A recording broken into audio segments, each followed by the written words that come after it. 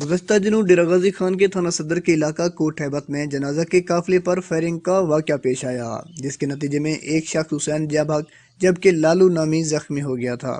آج 3 دن بعد اس واقعے کی ذمہ داری قبول کرتے ہوئے لادی گینگ نے سوشل میڈیا پر دھمکی آمیز ویڈیو وائرل کر دی، جس میں اس نے اس جرم کا اعتراف بھی کیا اور دوبارہ قتل کرنے کی دھمکیاں بھی دی ہیں۔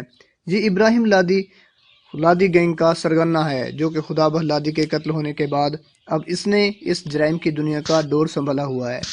دوسری جانب پولیس نے مدعی کے بیان پر شہزاد اور اس کے بھائی پر مقدمہ درج کیا ہوا ہے۔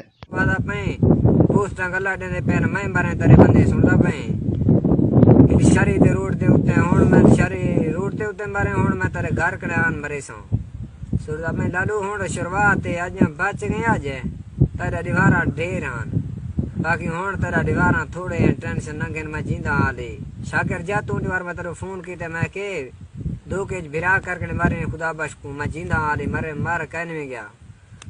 ایک طرف شہری شہزاد پر مقدمہ درج ہے تو دوسری طرف لادی گینگ کے اعتراف کی ویڈیو وائرل، معاملہ سوالیہ نشان ہے۔ آر پی او اور ڈی پی او صاحبان فوری اس معاملے کی انکوائری کریں تاکہ سچ اور جھوٹ کا پتہ چل سکے۔ آزاد بلوچ، وش نیوز، ڈیرہ غازی خان۔